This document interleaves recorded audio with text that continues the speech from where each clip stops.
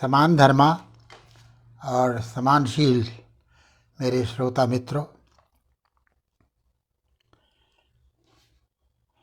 सबसे पहले तो मैं लाखों हृदयों पर राज करने वाली सुरों की साम्राज्ञी लता मंगेशकर को अपना अंतिम प्रणाम और श्रद्धांजलि अर्पित करता हूँ। सौभाग्य से उनकी आवाज़, उनका सुर साम्राज्य हमारे पास है और हम जब चाहे उनका सत्संग प्राप्त कर सकते हैं।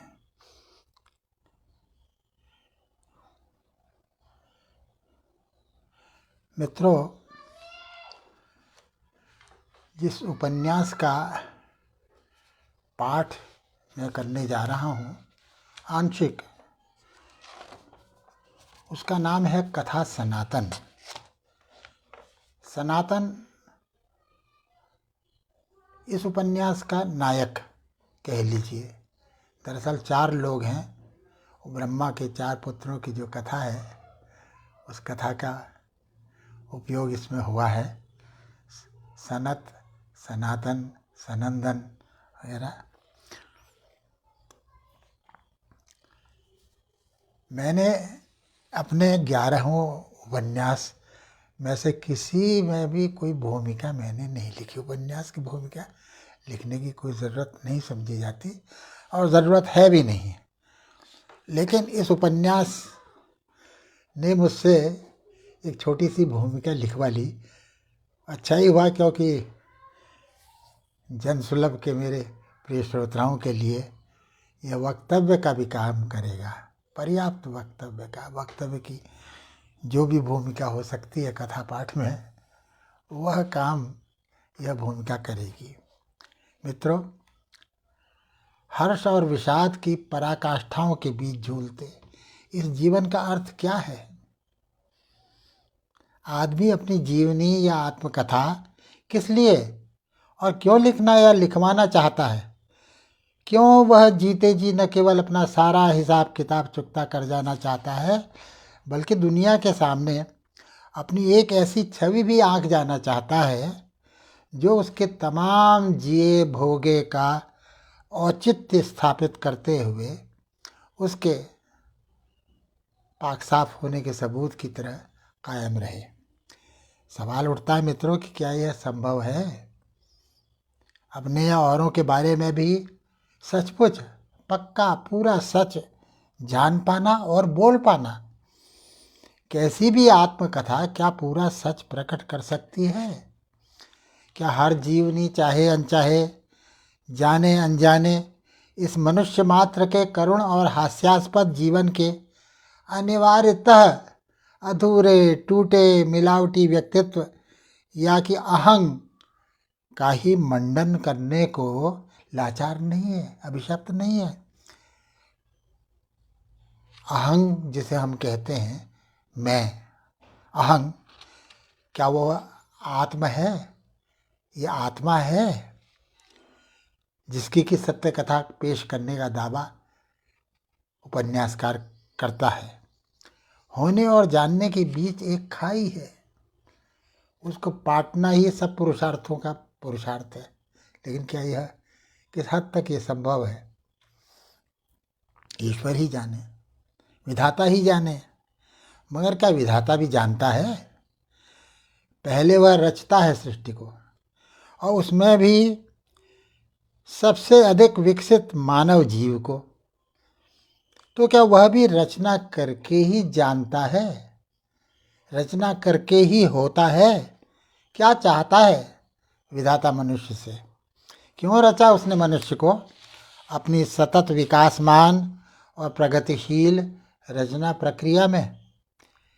क्या इसीलिए नहीं कि मनुष्य उसका अनुसरण करे, उसी की तरह रचना करे और रचते हुए जानने की कोशिश करे, रचते हुए ही जानने की कोशिश करे कि वह क्यों जीता है, क्यों पैदा होता और क्यों मरता है?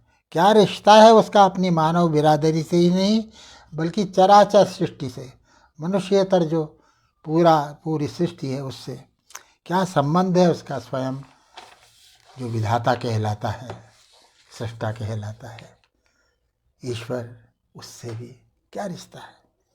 ये कौन बताएगा उसे? क्या उसके पुरखे जिन्होंने की सृष्टि की कथा लिखी, नाना पुराण रचे,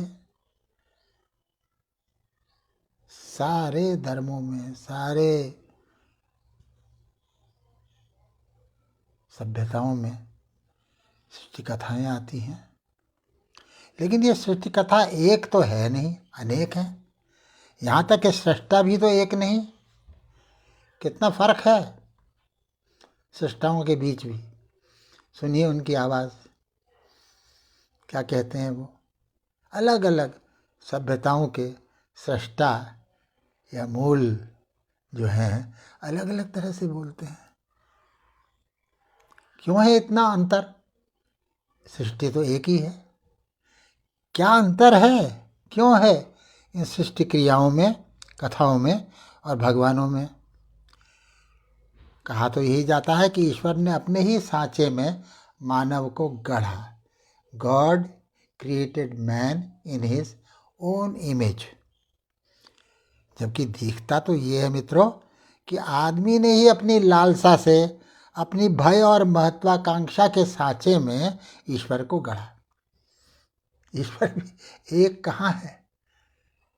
अलग अलग मजहबों के ईश्वर भी अलग अलग हैं, बहुत फर्क है। न केवल सृष्टि कल्पनाओं में बल्कि सृष्टा की कल्पनाओं में भी बहुत फर्क है। तब फिर जैसा आपका भगवान होगा वैसे ही आप भी नहीं बनेंगे। मजहब नहीं सिखाता आपस में वैर रखना।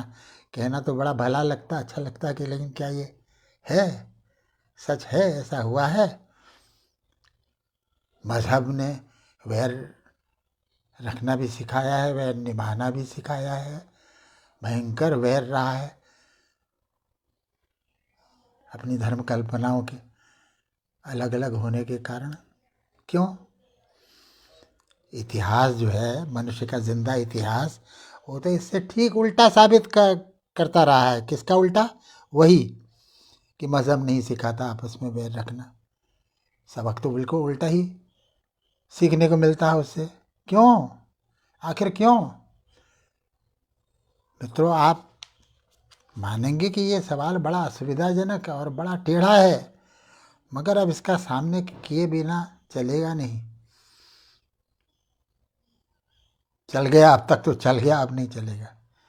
एक और वह सर्वशक्तिमान परमपिता और फादर इन हेवन है, जो कि अपनी बनाई हुई सृष्टि में नहीं बल्कि किसी सातवें आसमान में रहता है। दूसरी ओर वह एको देव सर्वभूतेषु गूढ़ः, वो है जो कि सर्वव्यापी है, सर्वभूतांतरात्मा है, अर्थात घट घटवासी है। तो किसको सच माने? किस देवता को हवि दे? कस्मै देवाय हविषा विधेमो। ये बार बार आने वाला सवाल है हमारे वांग्मय में भी। वह देवता या देवाधिदेव भी क्या, जो कि सिर्फ एक कबीले का है, समूचे चराचर जगत का नहीं है। लड़कपन से ही यह सवाल इस उपन्यास के लेखक को परेशान करता रहा है, उसका जीना हराम करता हुआ। सोचा नहीं था मैंने, पर उपन्यास के प्रवाह में अचानक आपसे आप यह खपती सवाल भी मेरी रचना प्रक्रिया में आ गुथा। यह भी कि आवर फादर इन हेवन तो ठीक है, लेकिन आवर मदर इन हेवन भी क्यों नहीं? जबकि मेरे बचपन की दुनिया में और मेरे जैसे हजारों लाखों करोड़ों की बचपन की दुनिया में भी देवियों की महिमा भी उतनी ही उजागर दिखती रही, बल्कि कभी कभी तो लगता था कि उनकी महिमा ज़्यादा उजागर है जगदम्बाओं की। तो आखिर उस अर्धनारीश्वर का भी क्या हुआ, क्या बना विश्व धर्मों के इतिहास में? है कहीं वो? कहाँ गया वो? सवाल मेरे लिए सिर्फ थियोलॉजिकल नहीं है, सवाल मनुष्य जाति के ही जीने मरने जितना बुनियादी और महत्वपूर्ण है। एक सवाल ये भी तंग करता रहा मुझे कि अपने यहाँ सृष्टिकर्ता की उतनी महिमा क्यों नहीं है, क्रिएटर गॉड की जितनी होनी चाहिए और है। सभी धर्मों में है, सर्वोपरि उसी की महिमा है। लेकिन हमारे ब्रह्मा जी कहाँ ठहरते हैं विष्णु के सामने, शंकर शिव के सामने। उनकी तरह लोकप्रिय तो नहीं है वो। मुश्किल से ढूंढो, कहीं खोजो तो कोई मंदिर मिले ब्रह्मा जी का। मैं तो अभी गया नहीं हूँ, लेकिन मैंने सुना पुष्कर में, पुष्कर तीर्थ ब्रह्मा जी का मंदिर है, एक ही मंदिर हुआ। तो जिसने सृष्टि की है उसको मंदिर नहीं।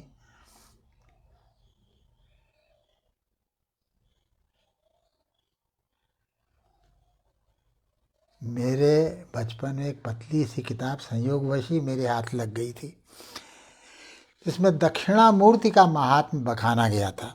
वह मुझे इसलिए बड़ी रोचक लगी थी कि उसमें ब्रह्मा और उनके सनकादि 4 बेटों की ही मज़ेदार कथा भी थी, जो थी तो पौराणिक मैंने, मगर तब तक मैंने सुनी नहीं थी। ब्रह्मा जी को जब काम सौंपा गया कि भाई तुमको क्रिएट करो, चलो दुनिया क्रिएट करो, तमाम तरह के चराचर प्राणियों की खूब वैरायटी होनी चाहिए, उसमें खूब रंग, खूब वैविध्य होना चाहिए, और ये काम तुमको इतने समय के भीतर करना है। अब ब्रह्मा जी जब बैठे चाक पर अपने, तो उनको तुरंत ही लग गया कि जितना आसान वो समझ रहे थे काम उतना है नहीं, कुछ असिस्टेंट्स चाहिए, कुछ सहायक चाहिएंगे ज़रूर। इनके बिना काम अकेले मेरे से होगा नहीं।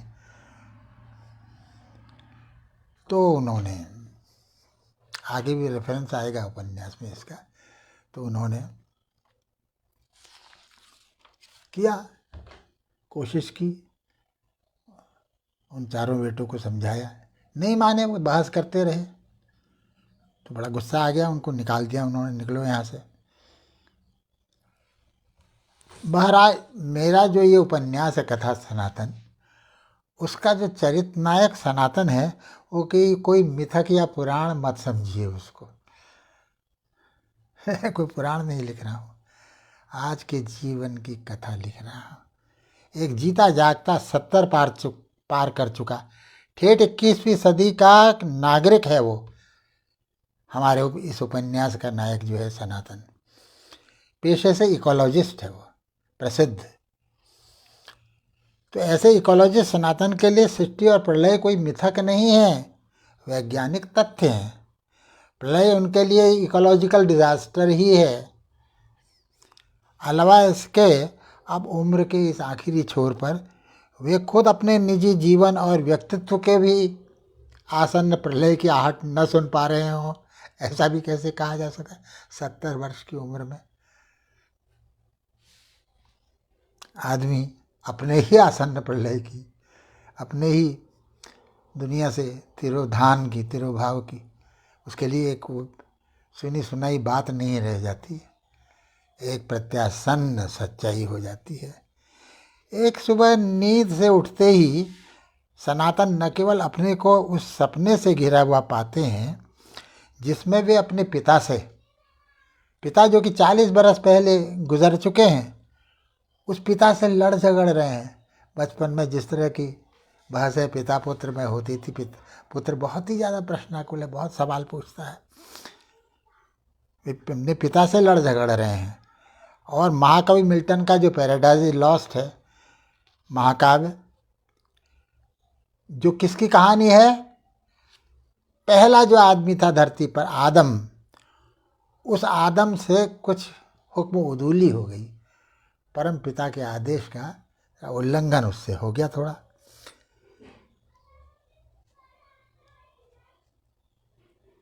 तो क्या वो भी इसमें है, उस आदेश का उल्लंघन किया और उसकी कैसी सज़ा उनको मिली आप सब जानते ही हैं, बाइबल की कथा आप जानते हैं।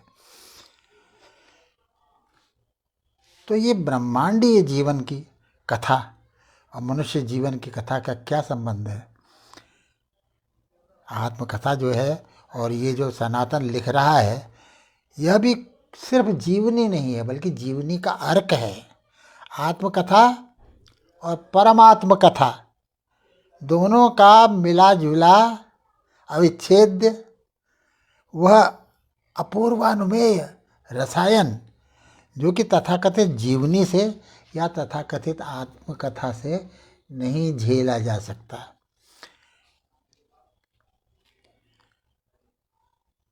एक यहाँ इसमें एक बहुत रियल कैरेक्टर है, पिता है, नितांत पार्थिव है, वैसी जीती जागती माँ है। ये मनुष्य मात्र के अपने माँ बाप के संस्मरणों में घुल मिल जाएंगे, कोई ऐसी वो नहीं है उसमें। क्या इसीलिए वे हम सभी के यानी मनुष्य भाव के सबसे पहले बिंब, सबसे पहले घटक होने के नाते हमारी व्यक्तिगत अवचेतना में हमारी जातीय स्मृति के जो आद्य बिंब है ना, प्रिमोर्डियल इमेजेस जिनको कहते हैं, हमारी जातीय संस्मृति के आद्य बिंब उसकी तरह नहीं बैठ जाते। मैं कौन हूँ, क्या हूँ, सबके बीच में, अन्यों के बीच में मेरे होने का क्या अर्थ है? क्या कोई अर्थ है, कोई प्रयोजन है, या कि सब कुछ एक संयोग मात्र है, एक निरर्थक यंत्रचर्या, भोड़ा मजाक सा मेरे साथ? ऐसा वो बच्चा जिसका नाम विनायक है, अपने लड़कपन में ये सब आ गया था उसके मन में। देर सवेर हर किसी, और अभी तक आ रहा है, देर सवेर हर किसी को इस दुर्दांत सवाल का सामना करना ही पड़ेगा, जैसे कि सनातन को करना पड़ रहा है। ऐसा न होता तो इस उपन्यास की प्रेरणा ही नहीं होती। इस प्रकार का सवाल, इस प्रकार के सामान्यतः उपन्यासों में नहीं पाए जाते। इसमें न केवल पाया जाता है बल्कि वही इसका मूल उत्प्रेरक है, रचनात्मक तर्क है। सनातन की एक मित्र मंडली है, जैसे सबसे ज़्यादा बातचीत तो उसकी अपने पिता से होती है, जो 40 वर्ष पहले गुजर चुके हैं। बड़ा जटिल संबंध है वो भी उजागर होता है उपन्यास में। और उनकी एक मित्र मंडली है, उन मित्र मंडली के नाम वही हैं जो ब्रह्मा द्वारा मानस पुत्र जो रचे गए थे ना, अपनी सृष्टि कार्य में सहायता देने के लिए, सहायता पाने के लिए जो उन्होंने जो रचे थे, उनके जो नाम थे वही नाम इनके हैं, सनातन के मित्रों के। सनातन, सनत कुमार, सनक और सनंदन, ये चौकड़ी है दो। अगर पुराण प्रसिद्ध ब्रह्मा पुत्रों की प्रतिच्छाया अगर आप इनमें देखते हैं तो ये तो नितांत संयोग की बात है। जैसा सनातन खुद कहते हैं कि संयोग भी अकारण घटित नहीं होती, चौकड़ी भी यह एक ही पिता की संतानों की नहीं है जैसे ब्रह्मा के थे। ये आस पड़ोस में रहने वाले एक ही नगर के 4 नागरिक हैं, अपने अपने पेशे में माहिर, अपने अपने ढंग से अपना जीवन जीने वाले, वैसे ही उनके संतानें हैं, बेटे हैं। तो ये चौकड़ी एक पिता के संतानों की नहीं है बल्कि एक दूसरे से सर्वथा भिन्न और सर्वथा स्वतंत्र रूप से विकसित व्यक्तित्वों की है। क्या सनक, क्या सनत, क्या सनातन, सब एक दूसरे के लिए पहेली हैं, चुनौती भी हैं और आत्मदर्पण भी हैं।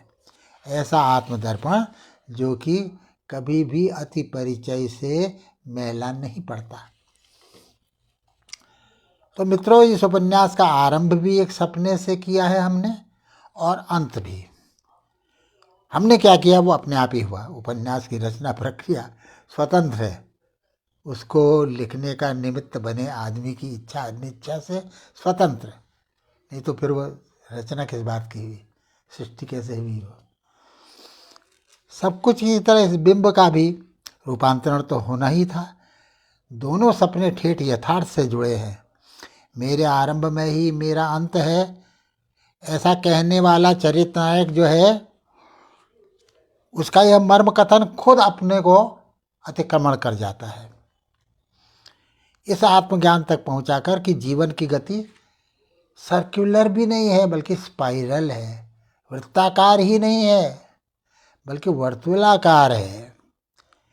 एक मायने में वही रहते हुए भी हम वही नहीं रहते, या तो कुछ ऊपर चढ़ जाते हैं या कुछ नीचे खिसक आते हैं। अंत का वह बिंदु जो आरंभ से मिल जाता प्रतीत होता है, सिद्धि विनायक की तरह। सिद्धि विनायक को बिल्कुल एक रेस हुई थी, कंपटीशन, कार्तिकेय और उनके बीच में। तो कार्तिकेय तो चल दिए और पूरे ब्रह्मांड का चक्कर लगाने के बाद ही वापस लौटे वो। उन्होंने समझा कि वो तो गणेश तो क्या कितना चलेगा, आखिर तो सवाल ही नहीं। लेकिन गणेश जी अपने ढंग से बुद्धिमान थे। उन्होंने कहा माता पिता ही तो है पृथ्वी और आकाश, माता पिता की परिक्रमा कर लेता हूँ। हो गई परिक्रमा सृष्टि की। तो वह पृथ्वी की समूचे ब्रह्मांड की परिक्रमा कर ली है, लेकिन ये अंत का बिंदु आरंभ का बिंदु नहीं होता है। सर्किल नहीं है, ये स्पाइरल है। या तो थोड़ा ऊपर होगा वो बिंदु या थोड़ा नीचे होगा। सनातन कहाँ पहुँचा, ये उपन्यास के सहृदय पाठक आप लोग खुद फैसला करेंगे सुन करके। सनातन की ही क्यों, सनक, सनत कुमार, सनंदन आदि जो 4 दोस्त हैं ये, इनकी भी ठीक ठीक सिचुएशन क्या है ये भी वही तय करेंगे, उपन्यासकार नहीं। उपन्यासकार तो मित्रों इतना ही जानता है, इतना ही कह सकता है कि मोड़ आगे और भी है, कौन उसकी ओट देखो झांकता है।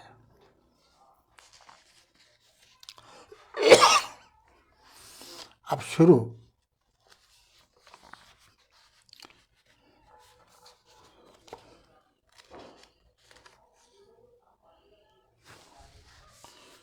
होता है उपन्यास। बड़ा दिलचस्प। बच्चे कितने क्यूरियस, कितने जिज्ञासु होते हैं, कैसे कैसे सवाल पूछते हैं, आप स्वयं जानते होंगे अपने अनुभव से। मैं थोड़ा सा इस चैप्टर का भी थोड़ा अंश में पढ़ लेता हूँ, पूरा तो लंबा हो जाएगा।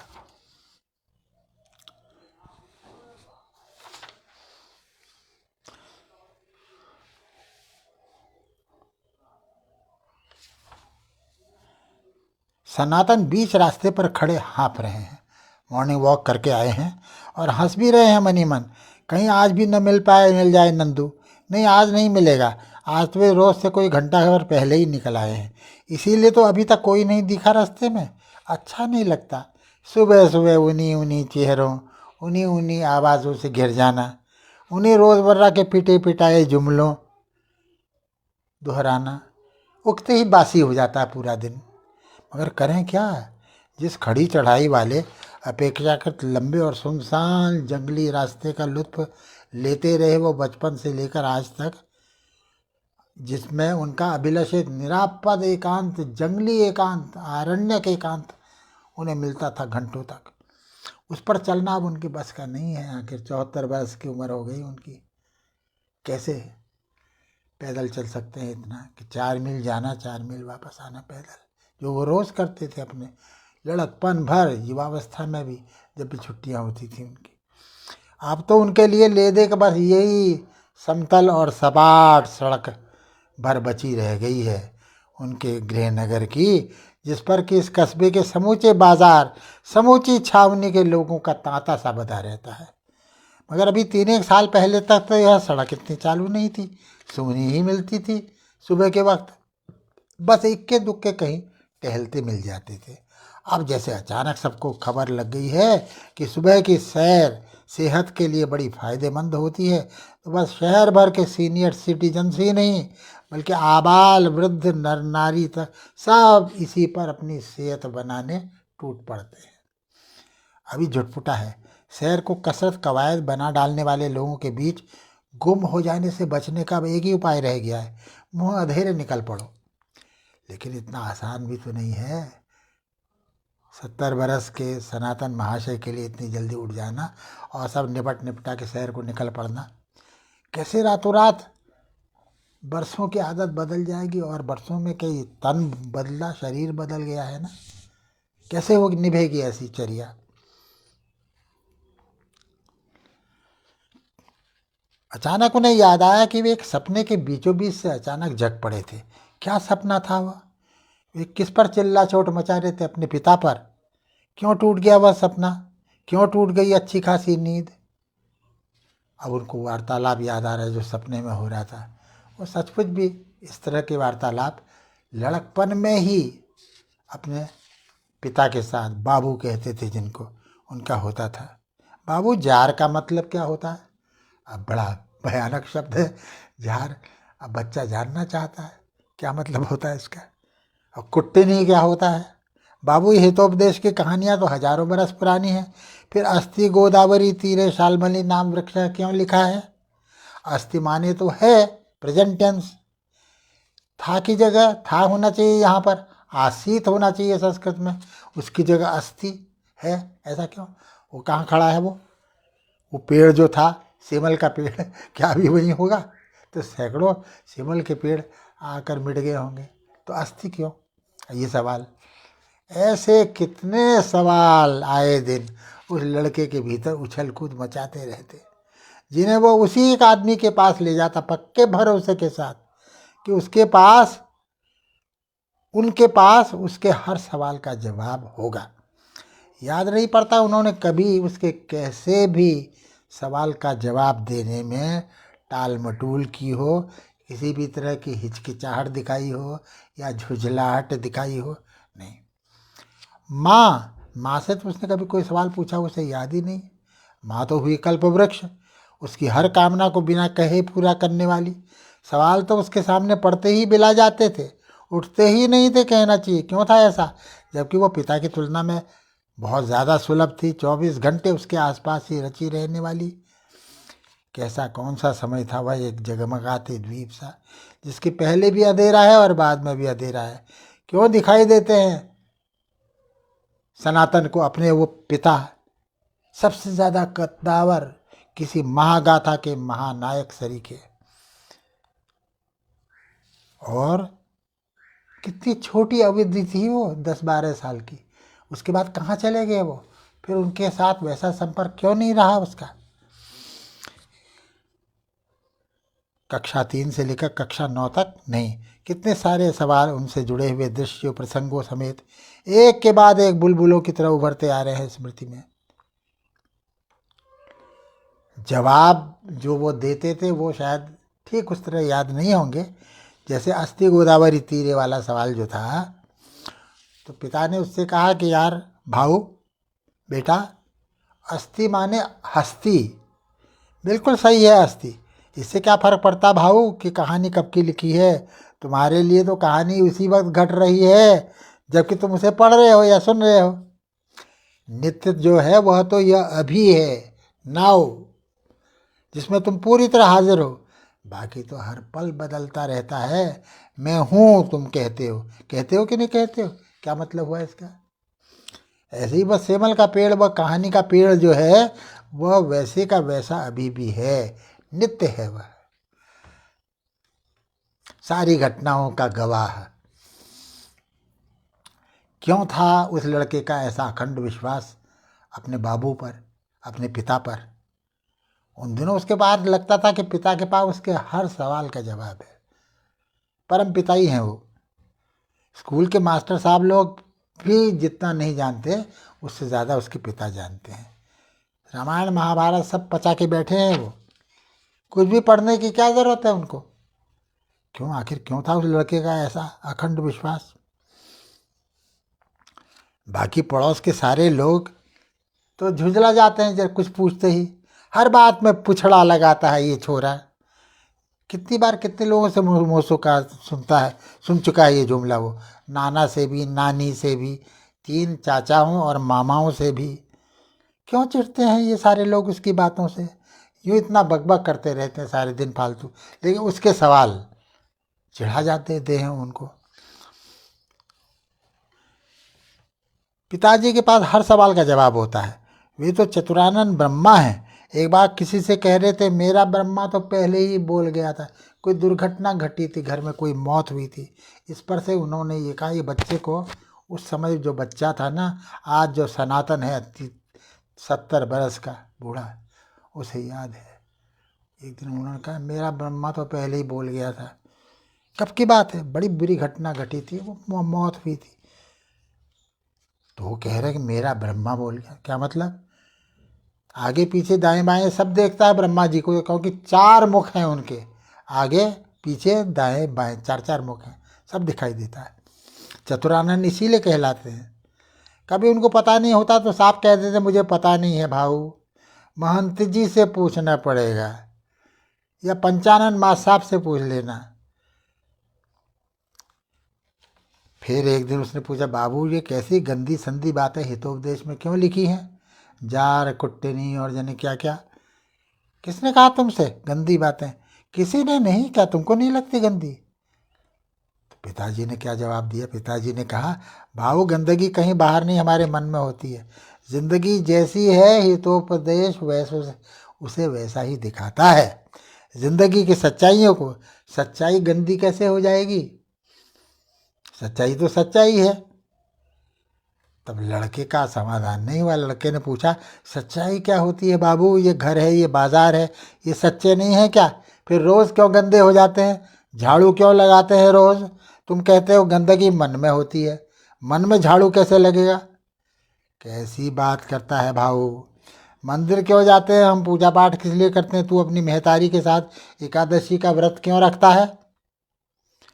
मन में जो कूड़ा करकट जमा है उसी को साफ करने के लिए तो करते हैं व्रत उपवास लोग।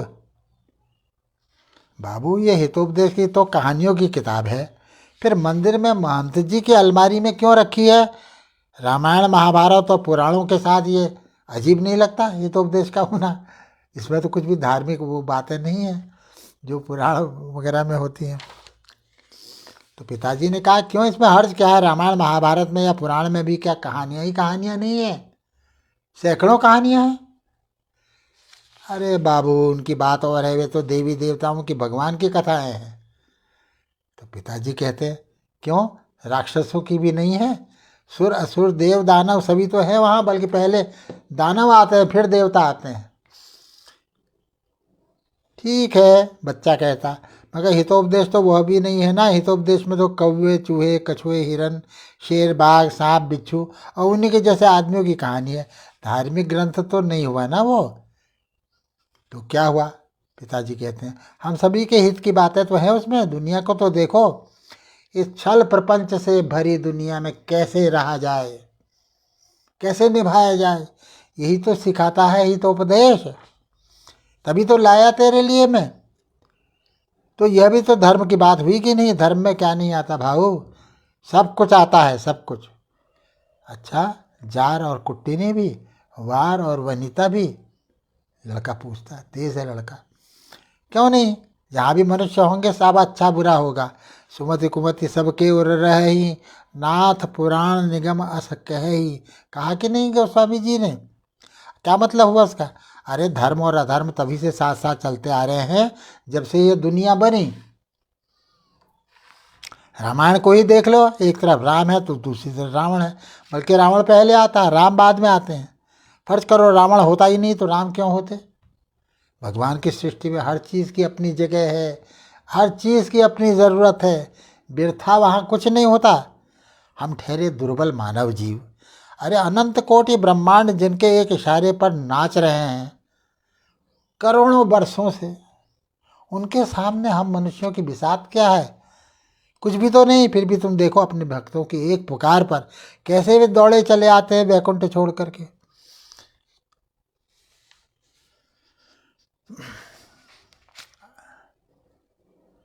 इसलिए मनुष्य पर विपद आएगी तो भगवान के सिवा और कौन संभालेगा, कौन रक्षा करेगा उनकी? सब मम प्रिय सब मम उपजाए, सब ते अधिक मनुज मोहि भावे। कहा है कि नहीं कहा है? क्यों कहा है सोचो? क्यों है नारायण को नर से ही इतनी प्रीत? आप ही बताइए ना क्यों है? अरे कुछ खासी बात होगी जो कि और जीवधारियों में नहीं है। असली जोड़ी जो है भाऊ नर नारायण की है। तभी तो नर से ही अपनी खास दोस्ती बनाते हैं, जैसे अर्जुन से, सुग्रीव से, हनुमान से, विभीषण से। सुग्रीव हनुमान बच्चा कहता है, सुग्रीव हनुमान क्या बात करते बाबू, ये तो बंदर हुए, और विभीषण तो राक्षस कुल में थे। अच्छे तो क्या हुआ, थे तो राक्षस ही। नहीं भाऊ, ऐसा नहीं कहते। पिता का जवाब है, वे सब मनुष्य जैसे बुद्धिमान वीर पुरुष थे, तभी तो भगवान ने उनकी मदद ली। मनुष्यों में भी क्या दुष्ट नहीं होते, अधर्मी नहीं होते, राक्षसों से भी बदतर। बाबू क्यों बन जाते हैं वे दुष्ट और अधर्मी, अच्छे क्यों नहीं बनते? एक ही घर में एक ही माँ बाप के यहाँ रावण भी पैदा हो जाता है और विभीषण भी। ऐसा क्यों होता है बाबू? बताया तो तुझे मैंने, भगवान के विधान में रावण भी ज़रूरी है और विभीषण भी।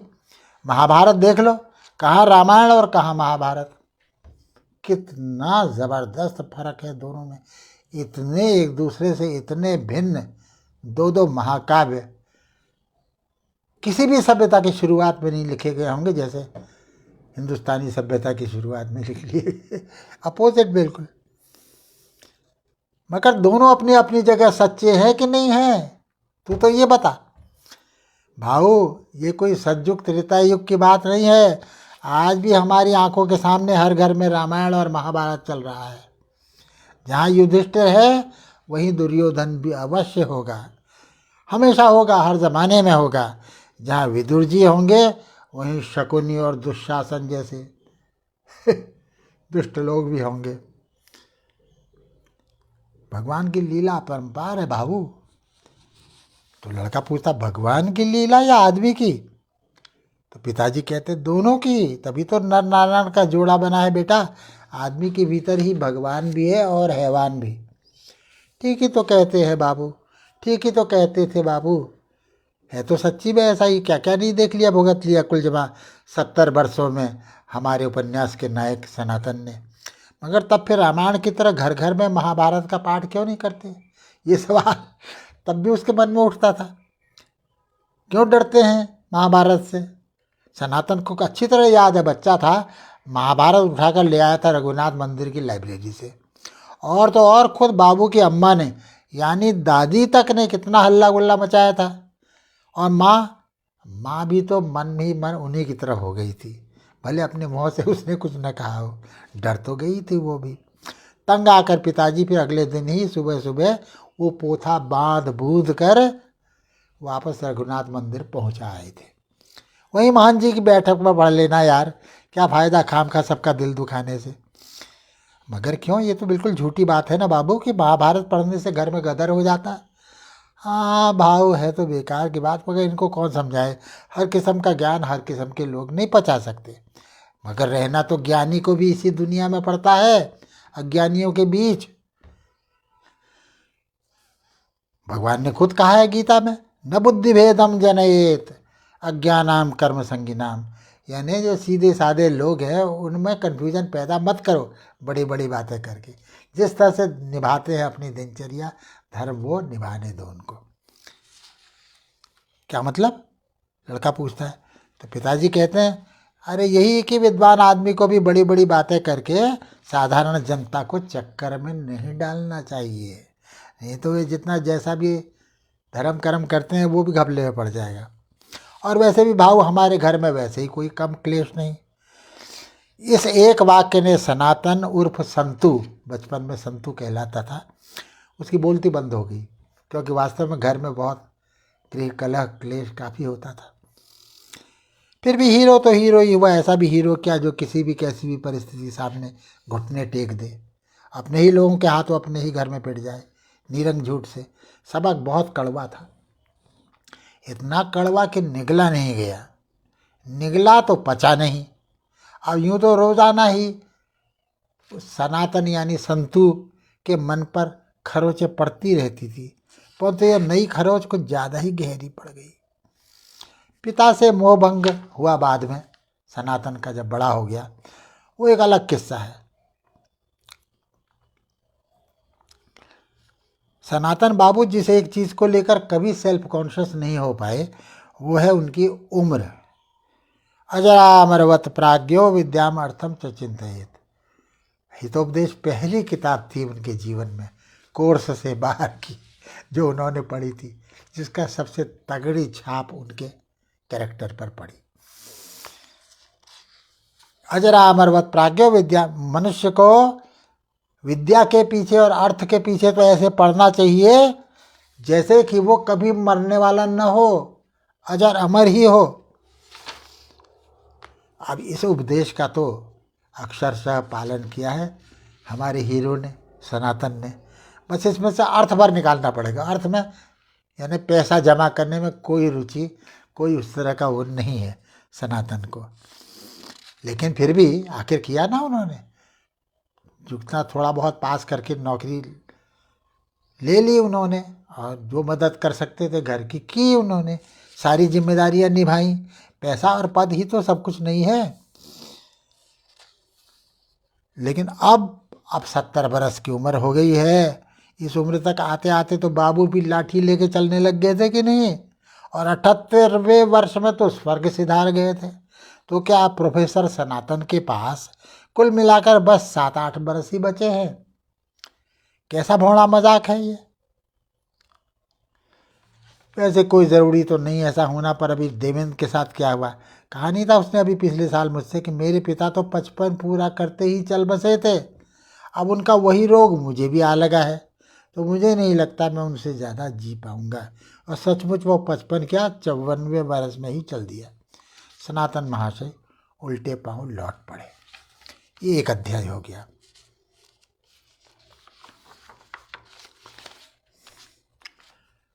सनातन नाम थोड़ा अटपटा तो है, पर इतना अटपटा भी नहीं है। चालू नहीं है, चालू नाम नहीं है। सामान्यतः ये नाम नहीं सुनेंगे आप।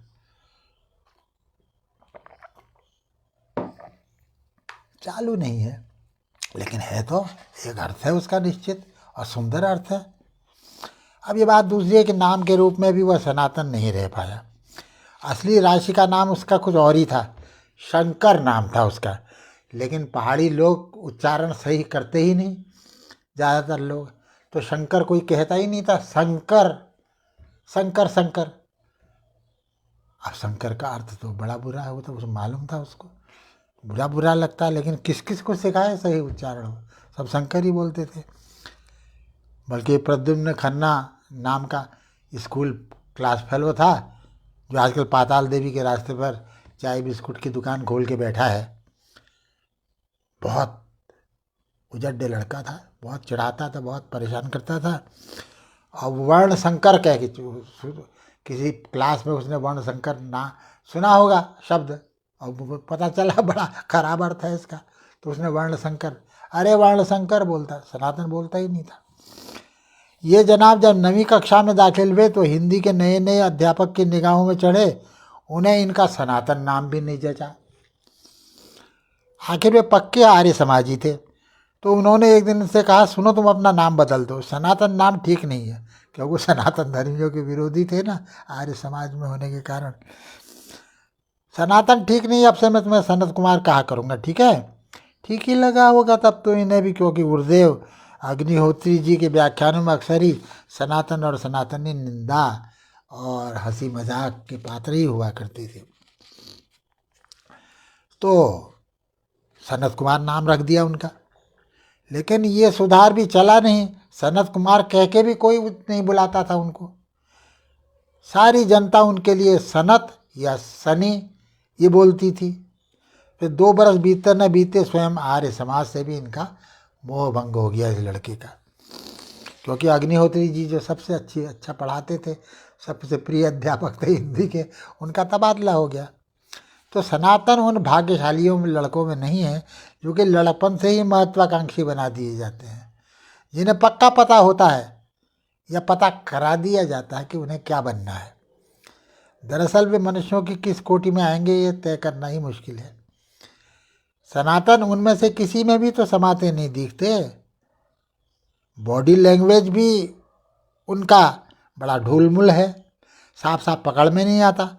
ऐसा आदमी अगर अक्सर ही गलत समझा जाता हो या न्याय नहीं पाता हो, अवहेलना का ही शिकार बना रहता हो, तो सारा दोष समाज का ही नहीं है उसका भी है। कितनी अजीब बात है। अब ये एक ऐसी जीवात्मा का मामला है जिसका एक हिस्सा तो ज़रूरत से ज़्यादा डेवलप हो गया है। विकसित हो गया है, लेकिन दूसरा हिस्सा बचपन के जैसा कच्चा ही रह गया है। 70 बरस की उम्र में रिटायर हो जाने के 10 बरस बाद भी जिस आदमी को लगता हो कि सही अर्थों में जीना तो उसने अब जाकर शुरू किया है, अब असली जीवन शुरू हो रहा है उसका, सचमुच ऐसा लगता है सनातन। ऐसे लोग होते हैं, आपको न मिले हों तो इससे कोई फर्क नहीं पड़ता, ऐसे लोग होते हैं। स्लो डेवलपमेंट होता है उनका।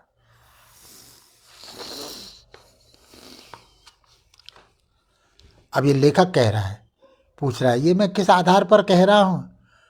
सनातन के साथ अपने सुदीर्घ संपर्क के कारण।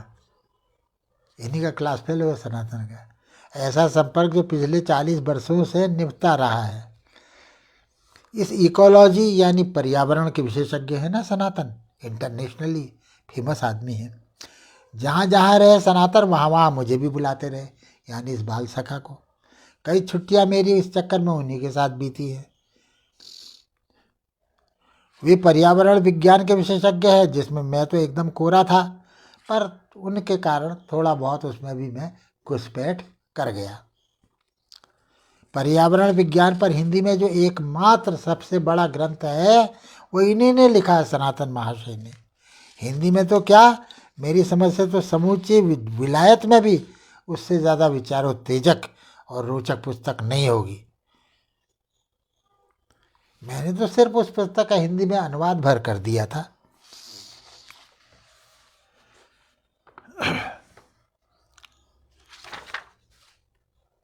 ये जो संवेदनशीलता है, हमारा नायक कभी कभी सोचता है सेंसिटिव होना ही मुसीबत है इस दुनिया में। ज़्यादातर लोग सेंसिटिव नहीं होते। ये संवेदनशीलता बड़ी जानलेवा चीज़ है। एसेट जिसे कहते हैं वो नहीं, बल्कि लायबिलिटी, और लेने के देने पड़ जाए जिसमें, बड़ा महंगा पड़ता है ये गुण, संवेदनशीलता। जो लोग संवेदनशील नहीं होते वही अपने मज़े मज़े में रहते।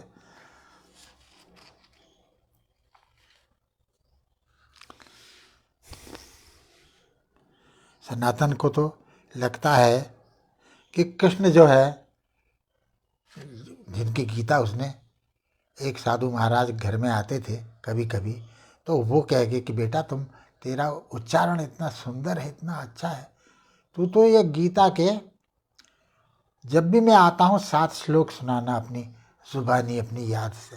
वैसा ही उसने किया।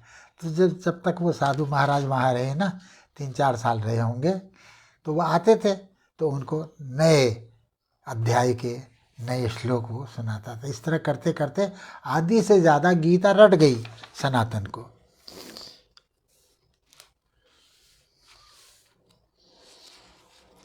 उन मज़े की बात यह है कि वो जो जोगी बाबा थे, साधु थे, उन्होंने सनातन से न तो कभी अर्थ पूछा न बताया उन रटे हुए श्लोकों का। वे तो इसी से प्रसन्न हो जाते थे कि लड़के को मज़ा आ रहा है और वो अच्छी तरह रट रहा है। वो कहते तेरा उच्चारण बहुत साफ है बेटा, अभी अर्थ की परवाह मत कर, सब समझ में आ जाएगा अपने आप में। सही सही उच्चारण शुद्ध करना सीख ले, जो तू सीख चुका है सब हो जाएगा। तो सनातन बताते हैं कि इस तरह 1-2 नहीं, पूरे 7 अध्याय गीता के उन्होंने तभी रट डाले थे। उसके बाद वर्षों तक, पूरे 40 वर्षों तक कभी गीता के पास फटकने तक की नौबत नहीं आई। अलग डगर पर चल पड़ा उनका जीवन। लेकिन सनातन ये भी बताते हैं कि कोई 40 वर्ष बाद अचानक संयोगवश उनके हाथ एक पुस्तक लगी जिसका नाम था Buddhiyoga of the Gita and other essays. उसके यशस्वी लेखक का नाम था अनिर्वाण, और उस पर चित्र भी छपा था लेखक का, जिसे देखते ही सनातन अवाक रह गए। फिर बड़े जोर से चीख पड़े, अरे तो ये तो वही महात्मा है मेरे बचपन के, एकदम वही जिन्होंने मुझे गीता याद करने को कहा था। वे 7 अध्याय गीता के आज भी सनातन के कंठ पर और जीभ पर ज्यों के त्यों विराजमान हैं। और भी कई सारे श्लोक अब उन्हें याद आ गए हैं, बल्कि 14 अध्याय अपने आप ही कंठस्थ हो गए हैं उनको। लेकिन बेतरतीब, बेसिलसिलेवार, क्योंकि वे उस तरह उनके द्वारा रटे नहीं गए हैं। क्या वह रटन कुछ काम आई सनातन के जीवन में? कुछ बना उसका उनके जीवन में? क्यों बार बार याद आता है उन्हें वह अध्याय अपने जीवन का, जैसे कि अभी कल की बात हो? वे कहते नहीं थकते कि ये कोई विचार नहीं, कल्पना नहीं, घटना है सचमुच की, जो उनके साथ घटी और तभी से उनकी जान को लग गई। और अकारण नहीं लगी, कोई गूढ़ अर्थ और उद्देश्य होना चाहिए उस घटना का, जिसे खोजे और पाए बिना उन्हें कभी चैन नहीं मिल सकता। परंतु यही एक घटना क्या, और भी तो कई सारी घटनाएं हैं जो उनकी यानी सनातन महाशय की जान को लग गई तभी से, जिनके कारण ही उन्हें इस असाध्य अति संवेदनशीलता, ओवर सेंसिटिवनेस, ये रोग लग गया उनको। तो अब वो ऐसे रक्षा कवच की खोज में लगे जो इस रोग के साथ भी जिंदा रहने की शक्ति उनको प्रदान करे।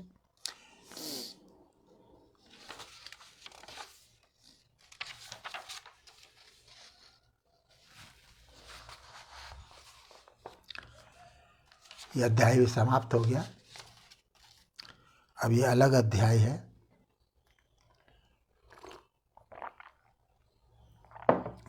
सनातन जो है उन्हें लंबा सवेरे सवेरे लंबा सैर करने का, लंबी सैर करने का बचपन से ही खप्त जैसा है।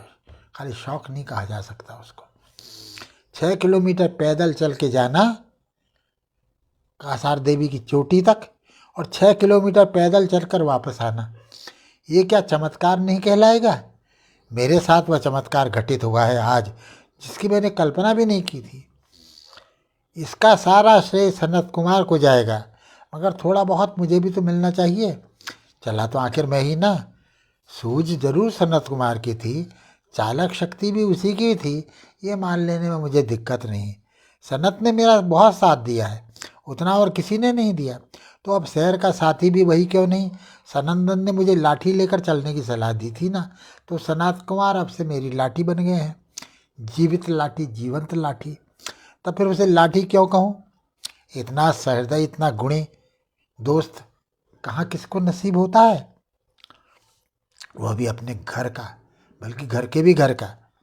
अनुयायी किसको चाहिए? मुझे बिल्कुल नहीं चाहिए। मैं तो शुरू से ही निंदक नियरे राखिए आंगन कुटी छवाए इसका कायल रहा हूँ। मुझे सनत कुमार की किसी बात का बुरा नहीं मानना चाहिए। आज लेकिन सनत कुमार ने मुझे बुरी तरह चौंका दिया, जबकि उसने मुझे डायरी लिखने की सलाह दे डाली। बिन मांगी सलाह है। डायरी कोई कविता तो है नहीं। सनातन महाशय जो है वो कवि है, कविता लिखते हैं। अब डायरी कोई कविता तो है नहीं, लेकिन उनको सलाह दी उसने कि यार तुम कवि डायरी लिखो, तुम्हारे भीतर जो पैच है, जो दिन रात का अंतर्द्वंद तुम्हें मत्ता रहता है, तुम्हारी अति बौद्धिक स्वभाव के कारण, अति भावुक के साथ अति बौद्धिक भी, तो एक डायरी ही तुम्हें मुक्ति दे सकती, खाली कविता नहीं दे सकती है। दोनों लिखो। अब मैं डायरी तो लिखता ही हूँ, सनातन सोचते हैं, दिखाई नहीं उन्होंने कभी किसी को, गोपनीय चीज़ है। लेकिन अब ये कह रहा है, इतना जोर दे रहा, तो मैं बता देता हूँ इसको कि मैंने लिखी है बिना तेरी सलाह के ही। मैं अपने अंतर मन से, अपनी प्रेरणा से लिखता रहा हूँ। चलो सुना दो, आज तक कभी नहीं सुनाई अपनी डायरी, सुना दो इसी को। लौटते में वहाँ कासार देवी से लौटते समय बड़ी मज़ेदार घटना घटी, उसी क्रिएटिविटी वाली बात पर से। वह जो ब्रह्मा वाली कथा आती है ना, उस दक्षिणामूर्ति वाली किताब में, वो मैंने सनत को सुना दी कि कैसे ब्रह्मा को हुक्म मिला परमात्मा का कि चलो सृष्टि बनाओ। तो अब ब्रह्मा बड़े खुश हुए कि चलो, इतना भरोसा उनके ऊपर भगवान खुद ने बना के, वो ब्रह्मा को इतना इतना लायक समझते होंगे तभी तो ये काम सौंपा। बड़े खुश हुए। लेकिन जब बैठे चाक पर, तब उनके अंजर पंजर ढीले होने लगे। जितना आसान समझ रहे थे उतना आसान था क्या सृष्टि करना? क्या पहले करें, एक साथ 15 जीव उछल कूद करने लगे। अब समझ में नहीं आया उनके कि ये क्या है, अब क्या करूँ मैं, कैसे? कंट्रोल करो इनको। तो उनके इच्छा करते ही सनत, सनातन, सनंदन और सनक 4 हृष्टपुष्ट नवयुवक प्रकट हो गए थे। और कैसे उन्होंने आने के साथ ही अपने सृष्टा पर सवालों की बौछार कर दी, जिनसे ब्रह्मा जी परेशान हो गए। अरे मेरे पास वक्त नहीं है तुम्हारे इन उठपटांग सवालों का जवाब देने का। मगर वे चारों जो बेटे थे ब्रह्मा जी के मानस पुत्र, वे अपनी जिद पर अड़े रहे। अब ब्रह्मा जी टेम्पर लूज कर दिया उन्होंने। गेट आउट, चलो भागो यहाँ से, कोई ज़रूरत नहीं चाहिए तुम्हारी मदद मुझे, तुम इसे लायक ही नहीं हो। कहना मानना नहीं, अपने चक्कर चक्कर करते रहते हो। मेरे पास वक्त नहीं है तुम्हारे उन पटांग सवालों से जवाब देने का। जब कह दिया बाद में बताएंगे वो भी नहीं, धीरज भी नहीं तुम्हारे पास।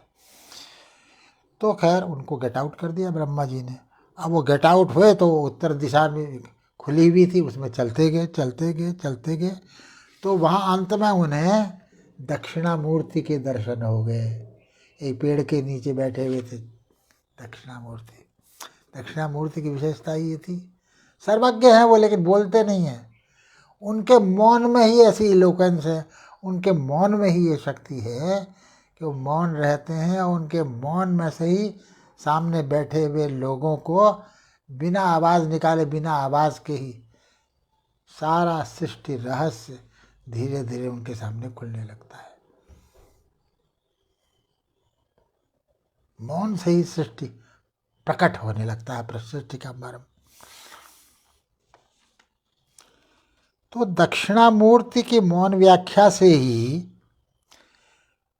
उनके सामने, यानी उन लोगों के सामने ऐसा ब्रह्म तत्व प्रकट हुआ कि उनके सारे प्रश्न उसी में घुल गए, बिला गए। सनत कुमार को इस कहानी में इतना मज़ा आया कि उन्होंने उसी वक्त उस कहानी को कविता के रूप में लिखने का संकल्प भी कर लिया। अगले हफ्ते स्याही देवी जाने का कार्यक्रम बना है, अलग चोटी है जो कसार देवी से। तो सनक ले जाएगा अपनी गाड़ी में बिठाकर सबको, वहीं सनत कुमार अपनी इस नई कविता का पाठ करेंगे।